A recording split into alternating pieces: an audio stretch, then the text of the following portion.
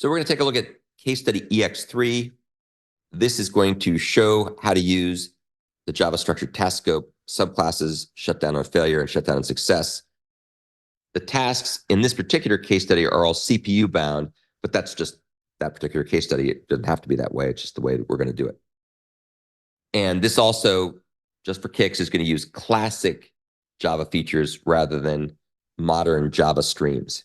So here we are in my project for case study ex3.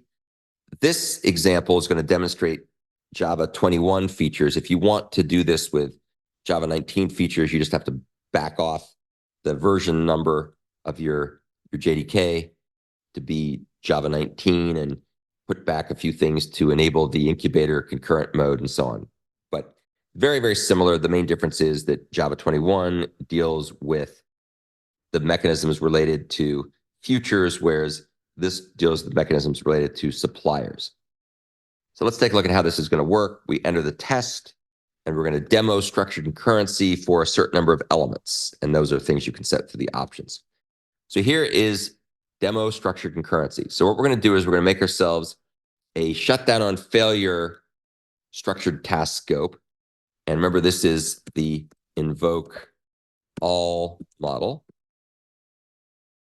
And we're then going to create ourselves an array list of suppliers to big fractions. If this was Java 19, this would be an array list of futures to big fractions, pretty much the same difference.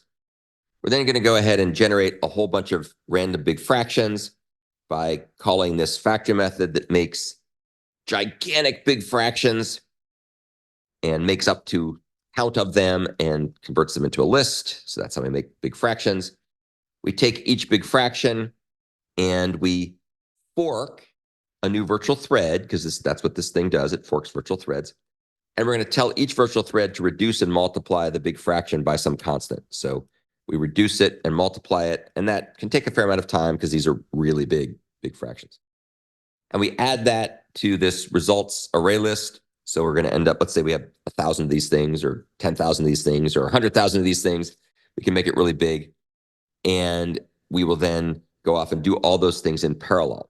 And just for kicks, let's go see what the default value is here. So it's this number of elements field. So we start out with 20 of these guys, but it's trivial to make it be much larger than that. By the way, I'm just going to run this in the background while we're looking at the code. So we'll have it done when we're finished. All right. So you can see here that we went and started all these big fraction reductions and multiplications. Then we call the join method. That's going to block until all these computations are done. That's the invokeAll part of it. Once things are finished, either because they all finished or because there was an exception, then we check to see if we need to throw an exception. If nothing failed, we're basically going to take the results list, which we have added to here, and we're going to sort and print it. So let's go take a look at that. Again, if this was done with Java 19, this would be a future, not a supplier, but very similar in a lot of ways. In this example, we're going to use the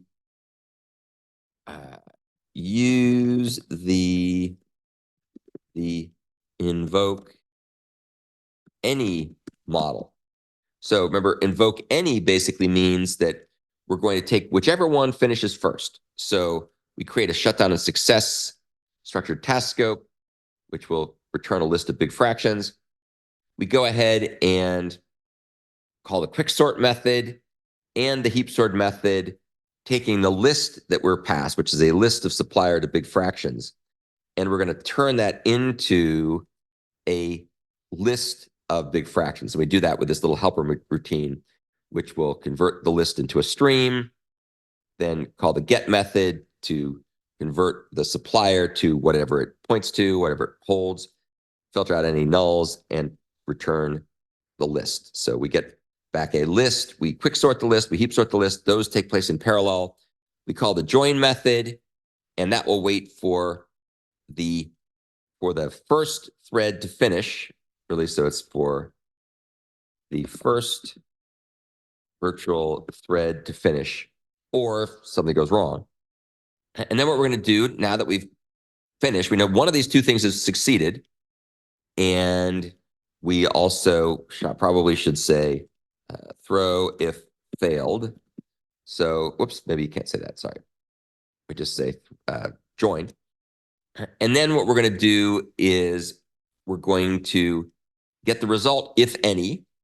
And if there's a result, we're going to get back a list because we sorted this, and we're going to go ahead and print out the list. So we're going to take each element in the list and print them out. So let's go back over here and see what happens when we ran this thing. So you can see it went and, in this case, created 20 big fractions. And oh boy, some of these big fractions are really big. And then it sorts them and prints them. So you can see they're printed in sorted order. So we don't really know who finished first. Was it quick sort? Was it heap sort? Don't know, don't care. Just take the first one that finishes, use its result, and we're basically done. So that's basically how that works. Oh, let's try replacing this with a string template. Look at that. So that particular way of doing things in more modern Java can be replaced with this. And that is arguably more concise than what we had seen before, which is pretty cool.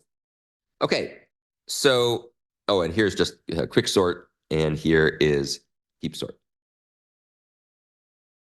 All right, so that shows that example, I think.